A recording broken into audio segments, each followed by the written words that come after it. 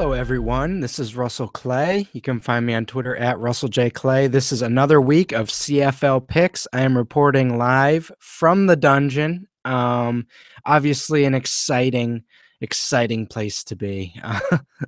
Anyway, we have another exciting week for us in terms of CFL. So, another 4-game slate starting on Thursday. Let's check it out. British Columbia starting us off against Ottawa. Ottawa 3-point favorites. We're looking at Trevor Harris again back in the lineup. I think this changes things quite a bit for Chris Williams. We haven't seen the yardage upside over the last 4 or 5 weeks ever since Harris went down. He went down in week 5.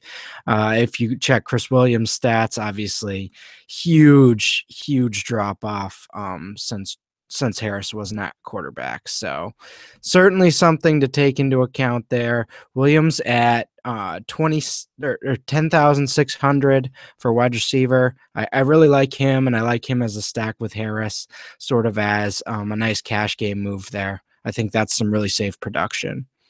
As far as other guys in this game, I mean, I think we can look at Jeremiah Johnson at 7K. At running back, obviously for BC, he's been a bit inconsistent of late, but in his last 3 games, he does have 2 over 19 DK points, so that's certainly something to check out at the very least. Obviously, just coming back, had that injury, had a down week last week, but something to look at for sure. And another guy who had a down week but still has nice upside is Emmanuel Arsenault, 8,700. At least 80 receiving yards or a touchdown in each of the last 4 weeks before last week. So I think we can look to him to get more production again. And not be too concerned about, the continued fall off of the BC offense. They're obviously not projected for too small of a total this week, so I think we're looking pretty good there. In terms of Winnipeg and Montreal, going to be another close game. We're looking at Kevin Glenn here, 7,700. Obviously, a pretty random 5 passing touchdown game last week. I don't think we'll see that again, but at 7,700, you don't need to come anywhere close to that to sort of hit value. So I like him as a cash game option, and he's a nice pay down at quarterback, just so much cheaper than every other good option on this slate. So certainly someone to look at and give a good look. As far as wide receivers, I think we have to look at Clarence Denmark and start to take this guy seriously, huh? 6,600, obviously was super cheap last week. 195 receiving yards and 2 touchdowns against Toronto. I mean, unbelievable. So do I think that continues? No, but I could see something over 100 yards potentially. I mean, I don't think this was a fluky performance by any means. So 6,600 is still a pretty nice deal. I like him as a cash potential option there. Another important to note thing in this game, Deron Carter might miss this week. Obviously, Nick Lewis coming off his second 100-yard receiving game of the season. I like him quite a bit at 5,900. He really brings a lot of nice upside there for sure. As far as Andrew Harris goes, 7,400, I don't mind that price. He's a nice running back option and obviously has probably the highest upside of any running back on this slate. So certainly something to take into account. BJ Cunningham, one of my favorites.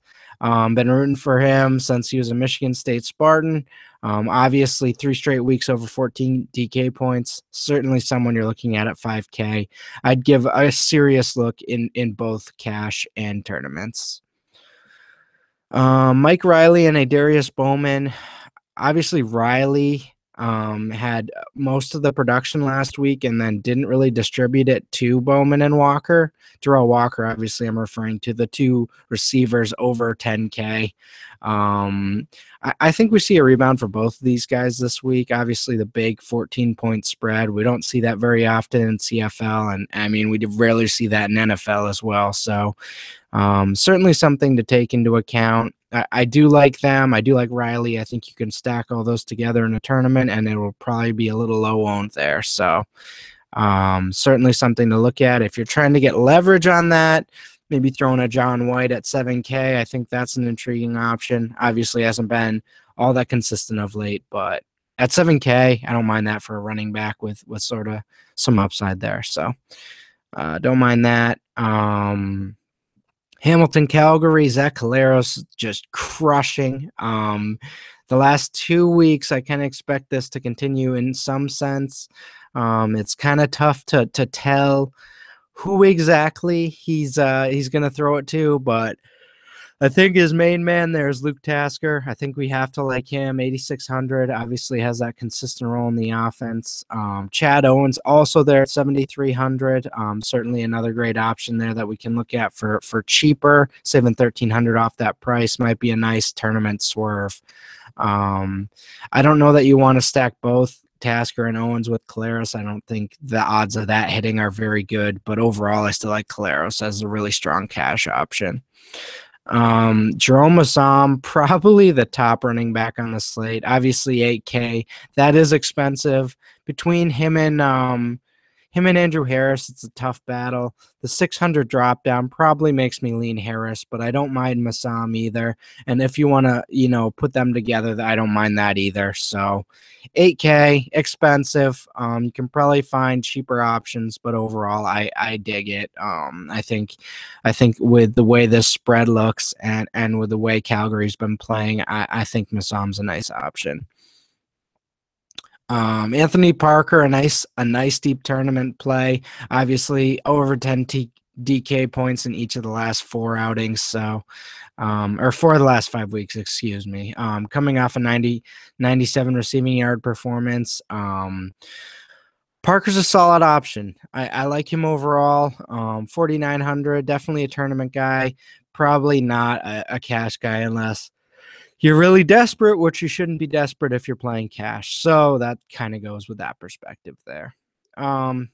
So that was the CFL cash game picks. I hope you guys enjoyed.